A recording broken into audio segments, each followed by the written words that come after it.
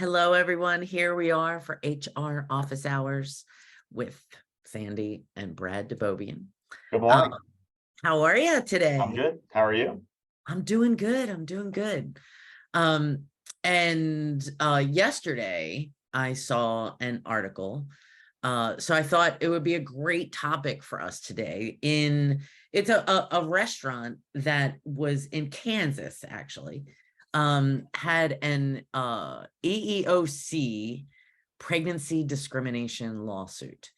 So I would love if we could talk about this. What the news release says is that there was a hostess. She was about 7 months pregnant. They had given her a stool to rest her because she had back and foot pain, as many women do who are pregnant, and she would use the stool in between serving customers. They then took the stool away for some reason and asked her for a doctor's note. She brought the doctor's note in, and then she lost her job. They terminated her employment. So the article says also, which I found interesting, the EEOC tried to come to a settlement. Yep. There's a conciliation process where you can try and work things out with the EEOC before it turns ugly into litigation. And doesn't have a news release like this, right? Oftentimes not, but generally they do try and they want to keep the ability to make things public. So anyway, but yeah, I thought that was interesting too, that sort of it hadn't worked out, and then the matter proceeded. Yeah, it didn't go anywhere, and after working, I can see how this might have gone on the employer side, right? And you never really know the other side of the story. There's always two. And it's possible that she wasn't actually doing her job with the stool or without the stool, but that doesn't matter in something. Well, it matters, but you have to go through the right processes. And it did not work out so well for this organization, not just $55,000 that I guess they is going to go to the former employee, but all of the stuff that they have to do, the training. There's a ton of training.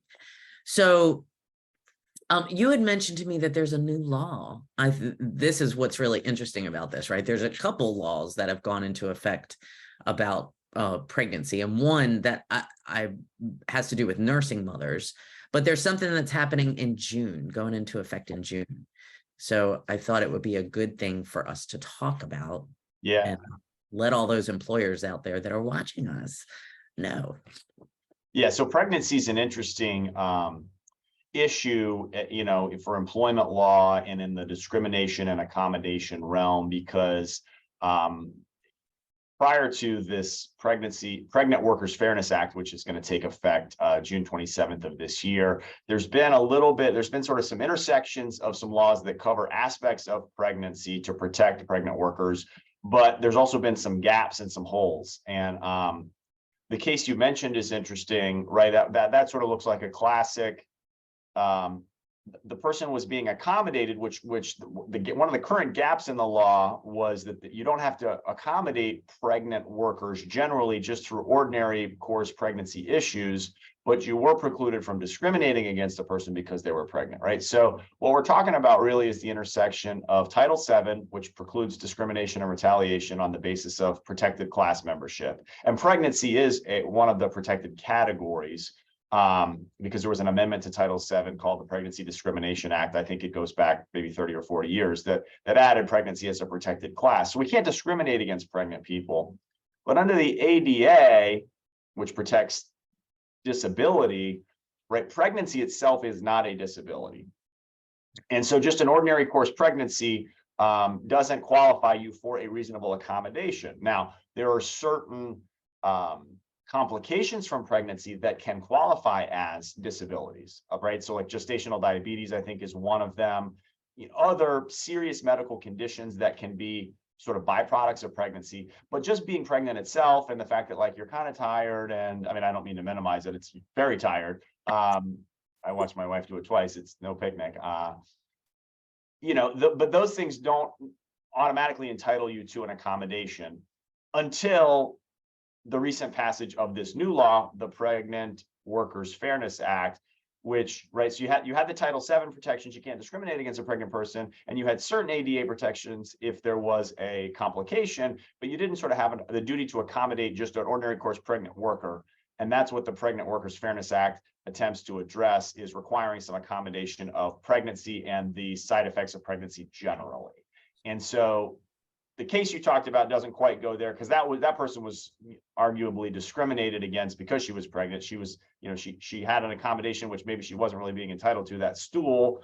I mean, I don't know whether she had complications or not, but in any event, it certainly looks like the fact of her pregnancy is what resulted in her ultimately being terminated. And so the EEOC pursued that, and they've now, got this matter resolved. But that's kind of what we're looking at. Sorry for the long windup, but it's a kind of a complicated area, and now we have a new law in place to address one of the gaps. It is a complicated area, and I love that you use the word intersection. So is this law, because there is an intersection, is this new law, this is a federal law? Correct. And yeah, let me say this. Some states have, varying protections or levels of protection for pregnant workers. We're talking about laws at the federal level at this point. And the new law, the PWFA, Pregnant Worker Fairness Act, is a federal law intended to squarely address the intersection, or kind of that gap that the federal Title VII and the federal ADA sort of left open, of just, there was no duty to accommodate pregnant workers generally, right? We had the duty to accommodate under the ADA pregnant workers with complications or side effects, but not just pregnancy generally. So, okay, so can you get in a little deeper about what's going to happen with the new law? So what kind of accommodations would an employer need to make for a pregnant woman? Having been pregnant myself, every trimester has its own challenges. yeah, and every woman has their own challenges. So I'm curious. Yeah, and that's a great question. What it occasions is employers having to go through kind of that standard interactive process like we see with the ADA. And employers not required to do anything that would constitute an undue burden on the employer, right? So we're not required to give extended paid or unpaid leave for a pregnant worker. But we're going to just have that interactive process, and it's going to be a case by case. What does this person need? What is the nature of their job? What is the nature of their business and its ability to absorb and make, accommodations? And we're just going to look, it's going to have to be taken on a case by case basis. Like it doesn't say specifically, oh, you definitely have to do this, or this for a pregnant worker. It just gives them, or entitles pregnant workers to kind of that blanket of protections that they would otherwise have under the ADA, which they didn't have previously, to go to the employer and say, hey, I need an accommodation in this respect because of this issue. And then the employer is required to, engage in that interactive process, and assuming there is no undue hardship on the employer, then to make accommodation for the pregnant worker.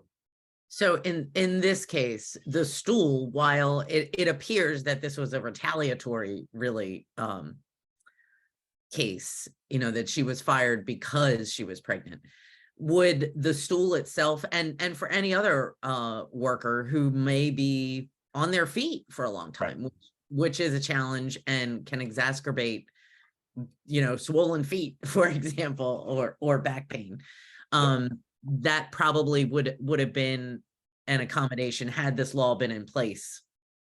Yeah, I can imagine exactly. Time to sit, lifting, maybe some limitation on lifting requirements. Again, we've got that undue hardship, right? If your job is to lift heavy things, right, where you're not going to be relieved of the ability to do your job necessarily, but there may be some limit or some way to accommodate that. And again, it's case by case and employer by employer specific. But those are the kinds of things that I would envision. And it's side effects of pregnancy as well as post-pregnancy, issues as well. So, yeah. One I could think of would be morning sickness, right?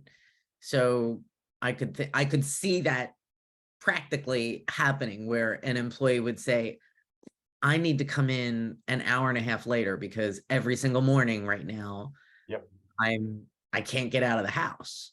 I need to work from home in the morning, you know what I mean? To be right.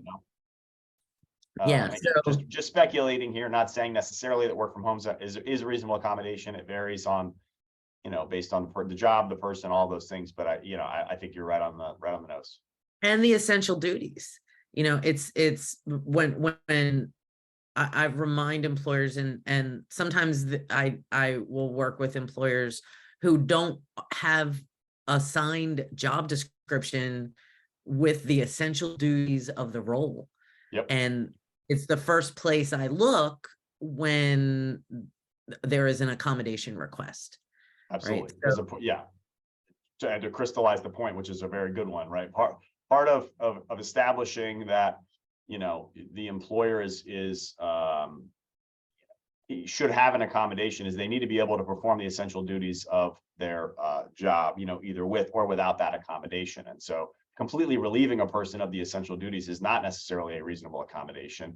And you're right. How do we know what the essential duties are? The employer, really, it's incumbent upon them to have a list, whether it's a published list or an unpublished list, but we need to know, okay, here, what are the essential duties of this job? It makes the analysis a lot easier and helps avoid headaches down the road. So a rich topic and an interesting one. And I'm glad to see the federal, that we now have a federal law that kind of addresses what was clearly a hole in the, in the rights and protections for pregnant workers.